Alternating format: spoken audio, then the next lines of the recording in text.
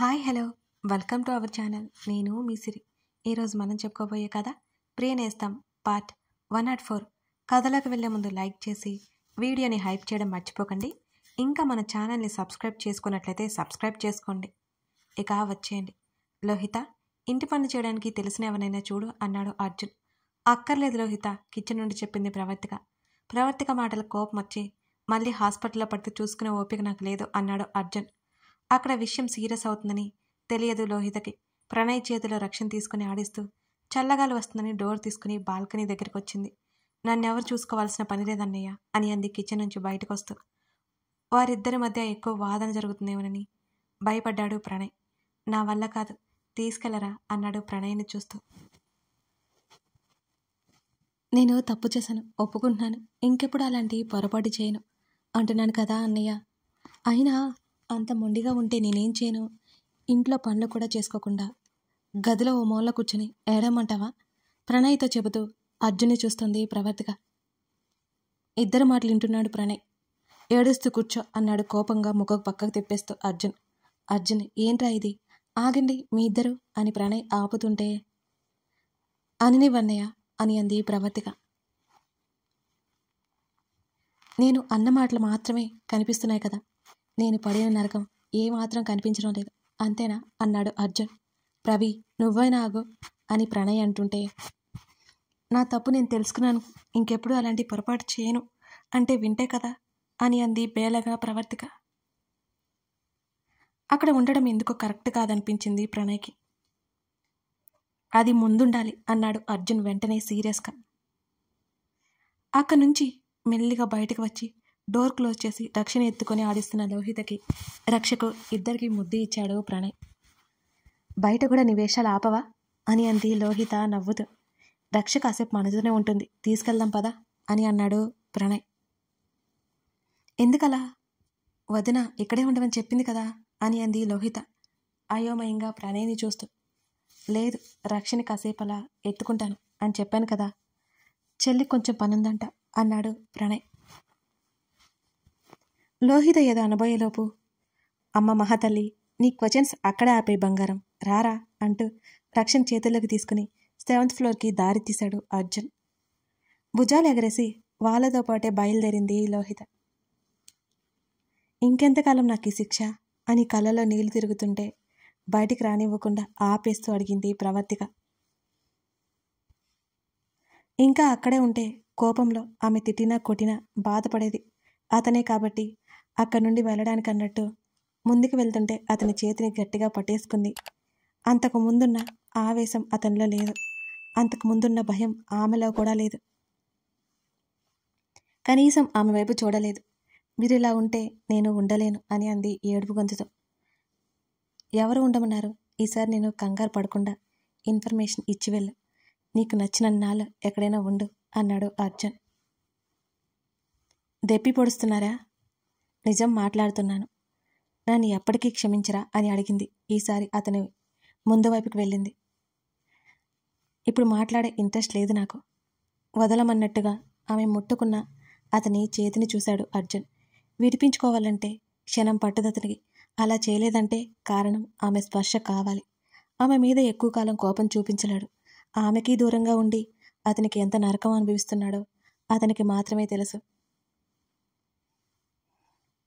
Please, ఇంకోసారి అలాంటి తప్పు చేయను. ఏదైనా చేసే ముందు బాగా ఆలోచిస్తాను. ప్లీజ్ మాట్లాడండి నాతో అంటూ బేలగా ముఖం పెట్టి అతని కళ్ళలోకి చూస్తుంది. వదిలించుకుని వెళ్ళిపోయావు కదా, మాట్లాడితే నీకేంటి, మాట్లాడకపోతే నీకేంటి? అతను అంత కోపం చూపించాలి అనుకున్నా అతని వల్ల కావడం లేదు. అతని మాట చాలా మెల్లిగా వచ్చింది. ఇంకోసారి జరగదు. అతని 2 చేతుల మీద చెంపలో దగ్గర పెట్టుకుని మాట్లాడుతోంది. అతని చేతికి ఆమె కన్నీళ్లు మళ్ళీ తగిలాయి. వెంటనే ఆమె చెంపల మీద చేతులు వదిలేసి ఆమె రెక్క పట్టుకుని దగ్గరికి లాక్కున్నాడు అర్జున్. ప్రవర్తిక ఉలిక్కిపడి చూసింది. ఏం చెప్పావు నాతో? వదలని చెప్పావు కదా, మాట నిలబెట్టుకోలేకపోయావు, వెళ్ళిపోయావు వదిలేసి. మళ్ళీ ఎందుకు ఈ మాటలు? ఈసారి చంపేద్దామనుకున్నావా అన్నాడు అర్జున్ ఆవేదనగా. అతని స్వరం గాద్గదికమైంది. ఆమె ఎడబాటు అతను భరించలేడు. ఆ విషయం ఆమెకి తెలుసు. ఇంకేం మాట్లాడకుండా అతని మెడ చుట్టూ చేతులు వేసి అతని మెడ దగ్గర ముఖం దాచుకుని ఏడుస్తోంది. దూరం జరపడానికి మనసు ఒప్పలేదు అతనికి. అలా అని ఆమె చేసిన పనిని సమర్థించలేడు. ఆమె వెళ్ళిపోయిన సంఘటన తలుచుకుంటే అతని హృదయం భారమవుతోంది. అప్రయత్నంగా ఆమె చుట్టూ చేతిని బిగించాడు అతను. ఇంకేం మాట్లాడకుండా అతని మెడ చుట్టూ చేతులు వేసి అతని మెడ దగ్గర ముఖం దాచుకుని ఏడుస్తోంది. దూరం జరపడానికి మనసు ఒప్పట్లేదు అతనికి. అలా అని ఆమె చేసిన పనిని సమర్థించలేడు. ఆమె వెళ్ళిపోయిన సంఘటన తలుచుకుంటేనే అతని హృదయం భారమవుతోంది. అప్రయత్నంగా ఆమె చుట్టూ చేతిని బిగించాడు అర్జున్. నేను పోయే వరకు మిమ్మల్ని వదలను. ఇంకోసారి ఇలా జరగదు. ఈ ఒక్కసారికి క్షమించండి అని అడిగింది సన్నగా వెక్కిలి పెట్టి ఏడుస్తూ. ఆమె కన్నీళ్లు అతని చొక్కాని తడిపేస్తున్నాయి. ఆమె తల వెనుక చెయ్యేసి గట్టిగా హృదయానికి హత్తుకున్నాడు. కొన్ని నిమిషాలు కాలంలో కరిగిపోయాయి. కాసేపు తర్వాత మెల్లిగా దూరం జరిగింది ప్రవర్తిక. వద్దన్న వస్తున్న కన్నీళ్లు తుడుచుకుంటూ అతని వైపు చూసింది కళ్ళు పైకెత్తి. అతను కొట్టిన విషయం గుర్తుకు రాగానే ఆమె చెంప మీద చేయి వేసి, నీ మీద చేయి చేసుకోకూడదు అని బలంగా అనుకున్నాను. నా ప్రామిస్ని బ్రేక్ అయ్యేలా చేశా అని కాస్త కోపంగా అన్నాడు. పర్లేదు, నాకేం నొప్పి లేదు అని మెల్లిగా అంది.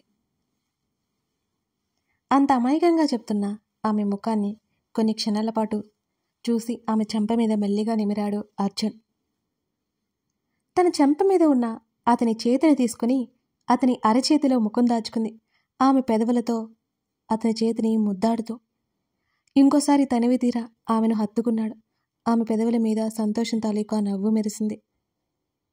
అతని నడుము చుట్టూ చేతులు వేసి అతని ఛాతీకి తన చెంపని ఆనించింది. రిథమిక్గా వినిపిస్తున్న అతని హృదయ సవ్వడి వింటూ అలాగే కళ్ళు మూసుకుంది.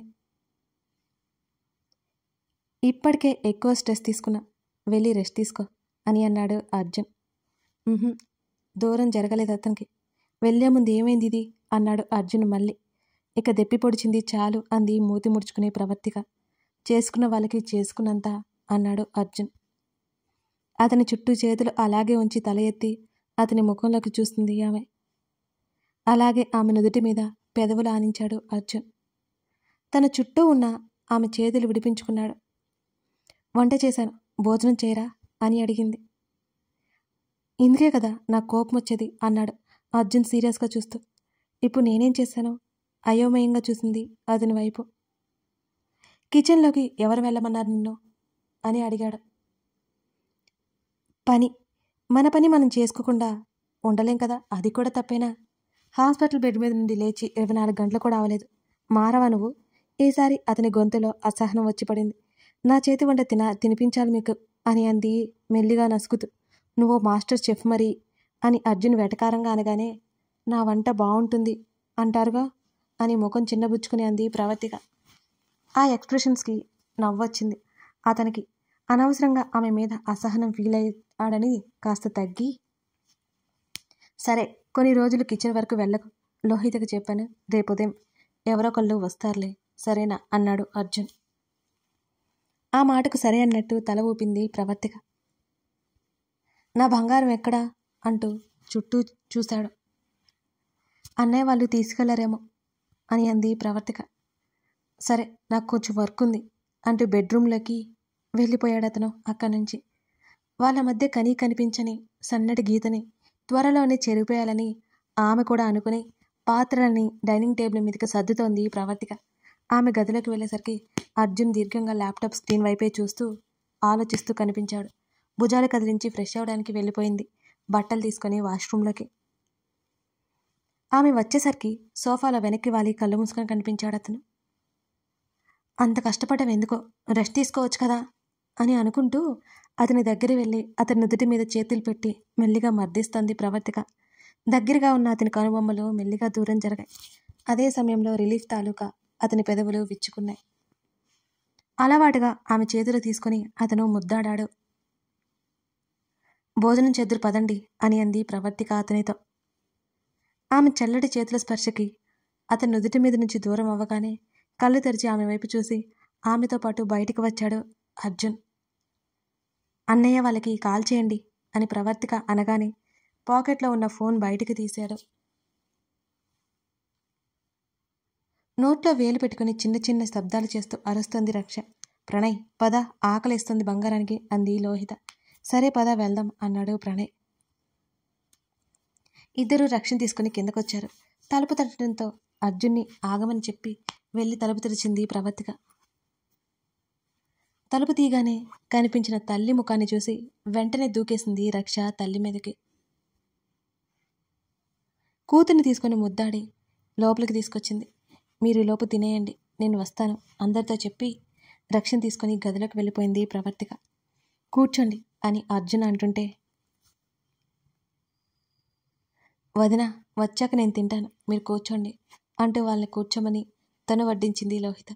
మాట్లాడుకుంటూ అర్జున్ ప్రణయ్ తినేశారు. ఇద్దరు వచ్చి సోఫాలో సెటిల్ అయ్యారు. కూతురి ఆకలి తెచ్చి తీసుకుని భర్త చేతిలో పెట్టింది ప్రవర్తిక. పాపని ఒడిలో కూర్చోబెట్టుకుని ఆడిస్తున్నాడు అర్జున్. నా చెల్లిని క్షమించినట్టేనా అని అడిగాడు ప్రణయ్ అర్జున్నే చూస్తూ. ఇంత పిచ్చేంట్రా తనకి అన్నాడు అర్జున్. పిచ్చి కాదు అర్జున్, ప్రేమ అన్నాడు ప్రణయ్. ప్రేమ అయితే వదిలేయర్రా. ప్రణయ్ వైపు తలతిప్పి చూశాడు అర్జున్. ప్రేమ త్యాగాన్ని కోరుకుంటుంది అర్జున్, ఎప్పుడూ వెళ్ళలేదా? నా చెల్లి నిరూపించింది అని నవ్వాడు. త్యాగం చేసేది ప్రేమ అవ్వదు అర్జున్ వెంటనే అన్నాడు. నువ్వు ఇలా మాటకు మాట సమాధానం చెబుతుంటే ఇంక నేనేం చెప్పాలరా బాబు అన్నాడు ప్రణయ్. సాఫీగా ఉన్న సముద్రంలో అల్లకల్లను సృష్టించింది తమరి చెల్లి. తింటున్న ప్రవర్తిక వైపు తలతిప్పి చూస్తూ అన్నాడు ప్రణయ్. లోహితతో మాట్లాడుతూ తింటోంది. తను ఏమైనా పర్వాలేదు, నీ సంతోషమే కావాలరా తనకి. నా చెల్లికి ఇంత ధైర్యం ఎక్కడి నుంచి వచ్చిందంటావు అని ప్రణయ్ అడుగుతుంటే మాట్లాడలేకపోయాడు అర్జున్. ఒంటరిగా వెళ్ళిపోయి ఏం చాలనుకుంది అని అన్నాడు ప్రణయ్. తన గురించి తను ఆలోచిస్తేనే కదా, ఏదో మొండి ధైర్యం అంతే, వెళ్ళిపోయింది. కానీ అసలు ఎలా ఉండాలనుకుందో నీకు తెలియదు ప్రణయ్. నీ చెల్లి కనిపించకపోయి ఉంటే ఈసారి పిచ్చోన్నైపోవాను నేను ఖచ్చితంగా అని అర్జున్ నవ్వాడు. ఆ నవ్వులో దాగున్న గూఢార్థం, దానికి అర్థమేంటో ప్రణయ్కి తెలియలేదు. అర్జున్, ఇంకే సమస్య లేదు మీ మధ్య, హ్యాపీగా గడిపేయండి అన్నాడు ప్రణయ్. అన్నాడు నోటికి చేయి అడ్డు పెట్టుకుని నవ్వుతున్న ప్రవర్తికనే చూస్తూ అర్జున్. అప్పటి వరకు తన తండ్రి చూడలేదని అలిగింది బుజ్జి రక్ష. చెంప మీద చేయి వేసి తడుతూ అలాగే పిలుస్తోంది. బంగారం అంటూ ముద్దు చేశాడు. ఆ విషయం గమనించిన అర్జున్, మీ ఇద్దరు కలిసి అమాయకురాలైన నా చెల్లిని అల్లాడిస్తారా అంటూ రక్ష బుగ్గల్లాగాడు. రై నొప్పి అని అర్జున్ అంటుంటేనే అర్జున్ మెడకరుచుకొని ప్రణయ్ వైపు కోపంగా చూస్తోంది బుజ్జిది. డౌట్ లేదు, నా చెల్లికిది చుక్కలు చూపిస్తారా మీ ఇద్దరు కలిసి అన్నాడు ప్రణయ్. ఆ మాటకు నవ్వేసి, నా బంగారం మీద అభాండాలు వేయకరా ఇడియట్ అన్నాడు అర్జున్ కూతురి చిట్టి చిట్టి చేతులను ముద్దాడుతూ. లోహి, బాగా ఇబ్బంది పడ్డారు కదా నా వల్ల అని ప్రవర్తిక అడుగుతుంటే, అవేం మాటలు వదినా, ఇబ్బంది లేదే ఏం లేదు. అర్జున్ అన్నయ్య బాగా కంగారు పడిపోయాడు. ఆ రోజు సరిగ్గా కాసేపైనా కుదురుగా లేడు. నీకు ఆరోగ్యం బాగాలేని విషయం మాకు చెప్పలేదు, రాత్రి చెప్పాడు అని అంది లోహిత. ఒక చేత్తో తింటూ మరొక చెయ్యి లోహిత చేతి మీద వేసి మనస్ఫూర్తిగా థ్యాంక్స్ చెప్పింది ప్రవర్తిక. చిన్నగా నవ్వి వారించింది లోహిత. లోహిత ముఖంలో స్వచ్ఛతను, సంతోషాన్ని చూస్తూ తన అన్నయ్యతో చాలా హ్యాపీగా ఉందని రిలాక్స్ ఫీల్ అయింది ప్రవర్తిక. కథ కొనసాగుతుంది. కథ నచ్చితే లైక్ చేసి కామెంట్ చేయడం మర్చిపోకండి. అలాగే మనకి మరో ఛానల్ ఉంది, అదే సిరి డైరీస్. ఆ ఛానల్లో నువ్వే కావాలని అనే స్టోరీ రన్ అవుతుంది. అది చాలా చాలా బాగుంటుందండి. ఈ స్టోరీ డిస్క్రిప్షన్లో లింక్ ఇస్తాను, మిస్ చేయకుండా చూడండి. ఒక్కసారి చూస్తే వదిలిపెట్టరు, సరేనా? Thank you for watching this video.